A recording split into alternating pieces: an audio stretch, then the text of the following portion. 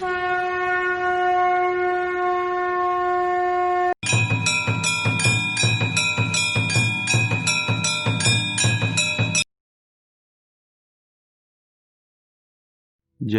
श्री कृष्णा। मेरे प्रिय दर्शकों, कैसे हैं आप सभी। मेरा नाम है ज्योतिषाचार्य दीपक शास्त्री और आप सभी देख रहे हैं माँ जगदम्बा ज्योतिष ज्ञान यूट्यूब चैनल। सर्वप्रथम आप सभी से यह अनुरोध है कि यदि आप इस पाठ का टैंडी में आनंद लेना चाहते हैं तो कृपया अपने हेडफोन्स लगा लीजिए और अपने नेत्रों को बंद कर लीजिए। साथ ही ध्यानपूर्वक इस पाठ को सुनिए। प्रिय दर्शकों, आप में से कई दर्शकों ने हमको बताया कि टैंडी में इस पाठ का आनंद लेने से, टैंडी में इस पाठ को सुनने से उनको ज्योतिष शास्त्र को समझने में और भी सरलता हो रही है। इसलिए हम आप सभी से आग्रह करते हैं कि आप इसको टैंडी में ही सुनिए। तो अब बाकी बातें बाद में, आइए आज का यह पाठ शुरू करते हैं। आज बात करेंगे हम जातक की कुंडली के षष्ठ भाव के विषय में। पूर्व में हम आपको बता चुके हैं कि षष्ठ भाव से शत्रु, रोग, ऋण, इन तीनों का विशेष कर विचार किया जाता है। आज षष्ठ भाव के विषय में ही कुछ नई और रोचक बातें जानेंगे, तो इस वीडियो को अंत तक देखिए।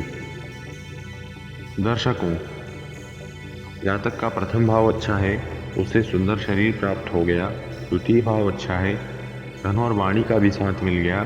तृतीय भाव अच्छा है, परिश्रम भी अच्छा हुआ।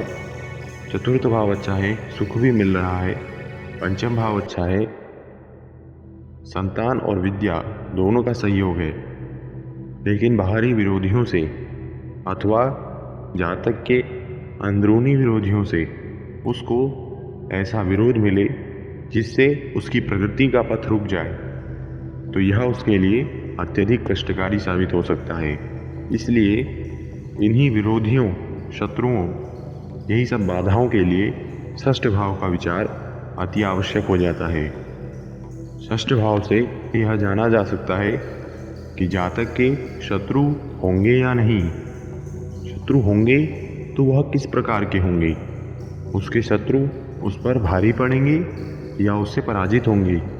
यह सब बातें षष्ठ भाव से आसानी से पता चल सकती हैं।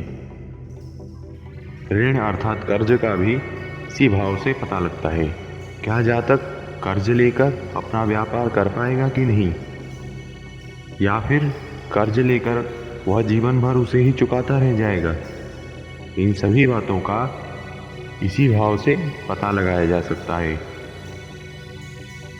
यदि षष्ठ भाव में बलशाली ग्रह हो तो जातक अपने शत्रुओं का हंता होता है। इसी भाव से विपरीत राजयोग का भी पता चलता है। शत्रु का पहला काम चोट पहुंचाना होता है और चिंता देना होता है। यही काम रोग भी करते हैं। इसलिए रोगों का भी इसी भाव से विशेष विचार किया जाता है। जातक को प्राणघातक रोग होगा या नहीं, जातक का रोग ठीक होगा या नहीं, और साथ ही चोटों का, घावों का और जख्मों का भी इसी भाव से विचार किया जाता है। प्रिय दर्शकों, प्रतियोगी परीक्षाओं में सफलता मिलेगी या नहीं, यह भी इस भाव से देख सकते हैं। वह प्रतियोगी परीक्षाओं में कैसा प्रदर्शन करेगा, वह प्रतियोगी परीक्षाओं में भाग लेगा या नहीं।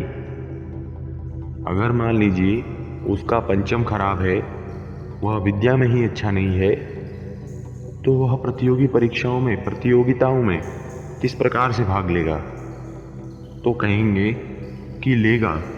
यदि उसके षष्ठम भाव में बलवान ग्रह हुए तो वह जो भी दैनिक कार्य करता है, अगर वह सब्जी बेचने वाला है तो सब्जी बेचने में ही वह कंपटीशन करने लगेगा। इसलिए षष्ठम भाव से शत्रुओं से, प्रतियोगियों से विजय प्राप्त होगी कि नहीं, यह भी पता कर सकते हैं। काल पुरुष की कुंडली में इस भाव में कन्या राशि पड़ती है। कन्या राशि के स्वामी बुध देवता इस भाव के कारक हैं। शुक्र ग्रह कन्या राशि में नीच हुआ करते हैं।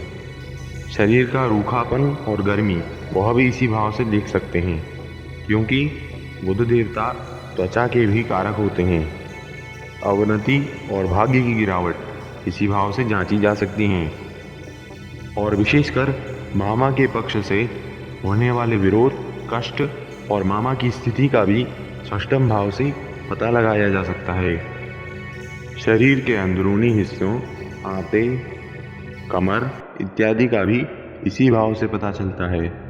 दसम स्थान का 9वां होने के कारण षष्ठ भाव से जातक के व्यापार के भाग्य का भी पता चलता है। जातक को व्यापार में आगे जाके सफलता मिलेगी या नहीं, यह भी इस भाव से विचार किया जा सकता है।